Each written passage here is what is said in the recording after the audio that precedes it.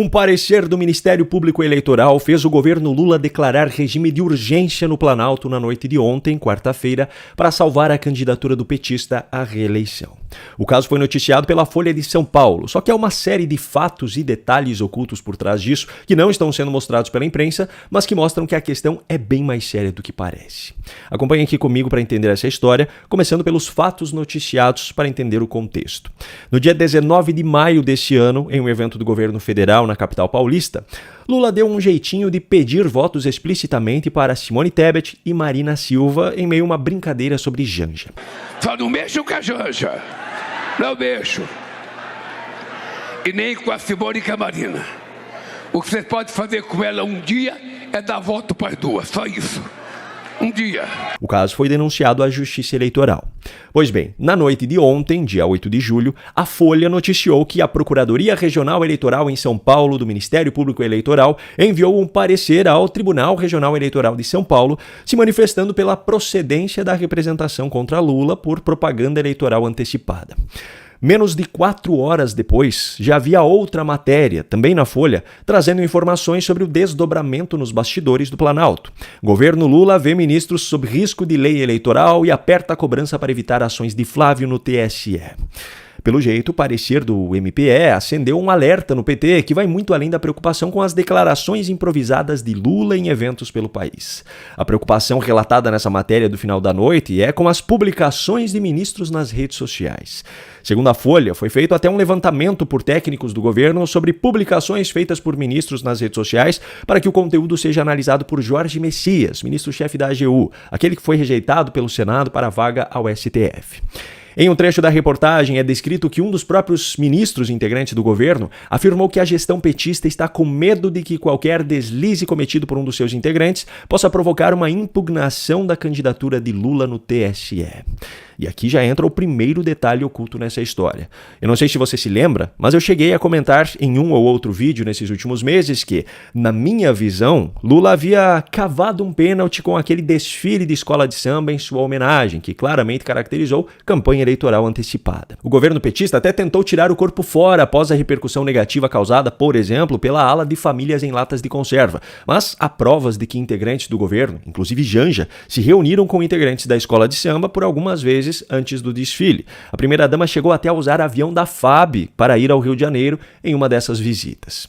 Enfim, na minha leitura sobre os fatos naquele momento, eu entendi essa propaganda antecipada como uma carta na manga que Lula guardaria pelos meses seguintes para usar caso percebesse que perderia as eleições. Ele não se submeteria a uma derrota nas urnas, então se estivesse se desenhando esse cenário, usaria seus aliados dentro da Justiça Eleitoral para conseguir uma punição e criar a narrativa de que sofreu um golpe, como o PT está acostumado a usar em qualquer situação. A Justiça Eleitoral jamais o puniria por conta própria, a não ser que ele mesmo quisesse ser punido. Pois bem, essa preocupação manifestada agora, como registrado na matéria de ontem, aliada à sequência de declarações recentes dadas por Lula confirmando sua candidatura, mostram que aparentemente essa carta permanecerá guardada na manga sem ser usada.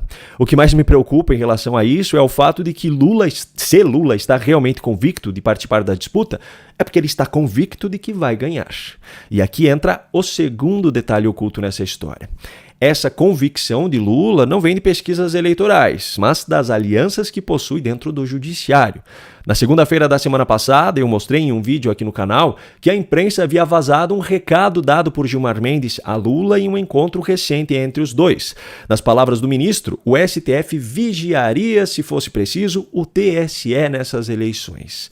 Como eu mostrei naquele vídeo, não existe na legislação brasileira nenhuma menção a essa vigilância preventiva como uma das funções do STF. Então Gilmar estava avisando que, mais uma vez, o Supremo avançaria sobre as competências de outra instituição.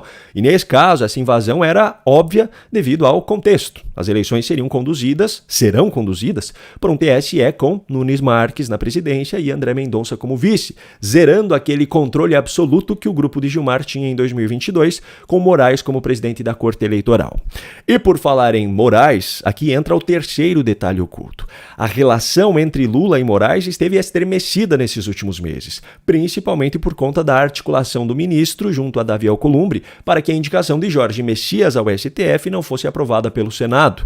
Segundo fofocas de bastidores, os dois estavam apenas se cumprimentando formalmente quando se cruzavam em algum evento em Brasília.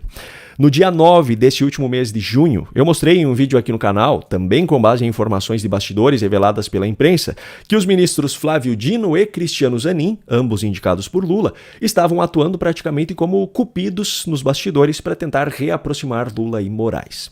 Bom, levando-se em conta o fato de que Gilmar Mendes e Alexandre de Moraes são os comandantes dessa maioria dentro do Supremo, que já avisou que atropelará o TSE para interferir no pleito desse ano, eu entendo essa convicção de Lula em disputar a eleição como um sinal também de que a relação dele com Moraes esteja voltando à sua normalidade, pelo menos o suficiente para que ele entenda que Moraes atuará em seu favor nos próximos meses. E aqui vale abrir um parêntese para esclarecer um ponto importante.